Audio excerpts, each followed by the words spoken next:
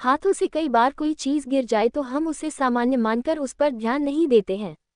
एक तरह से यह सही भी है, लेकिन मान्यताओं और धार्मिक दृष्टि से कुछ चीजों का गिरना या हाथ से छूटकर बिखर जाना अशुभ माना जाता है।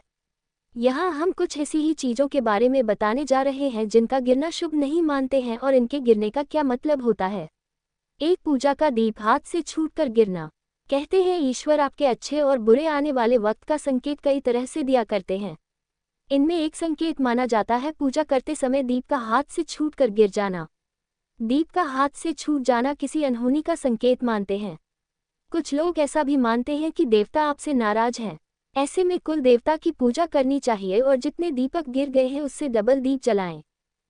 भगवान की मूर्ति और तस्वीर का गिरना। भगवान की मूर्ति और तस्वीरों को साफ करते समय बेहद सतर्क रहना चाहिए, क्योंकि मूर्ति का हाथों से छूटकर गिरना अच्छा नहीं माना जाता है। ऐसी मान्यता है कि इससे परिवार के किसी वरिष्ठ सदस्य के ऊपर कोई संकट आ सकता है। इस तरह की घटना होने पर परिवार में कोई बड़ा उथल पुथल भी होता है। अगर मूर्ति या तस्वीर गलती से टूट फूट जाए तो जल में प्रवाहित कर देना चाहिए। तस्वीरों पर लगे शीशे को जमीन में गाड़ देना चाहिए, जल में नहीं फेंकना चाहिए।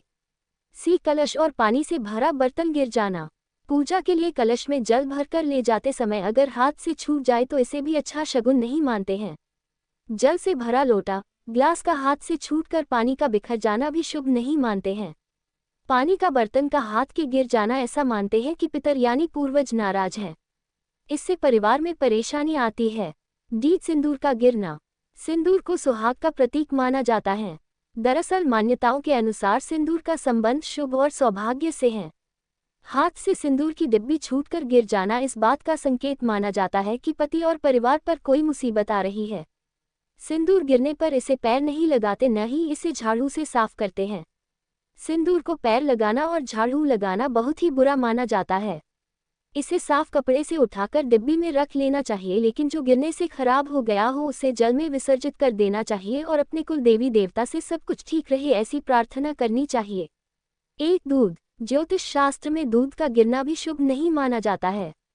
मान्यता है कि जब बार बार दूध गिरता है तो इससे चंद्रमा कमजोर हो जाता है।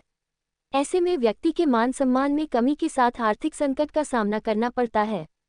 इसके साथ ही सुख समृद्धि पर भी बुरा असर पड़ता है। गेहूं या चावल का गिरना। घर में अन्न का गिरना यानी मां अन्नपूर्णा का अपमान माना जाता है। मां लक्ष्मी को चावल अति प्रिय होते हैं। ऐसे में उनका गिरना अशुभ माना जाता है।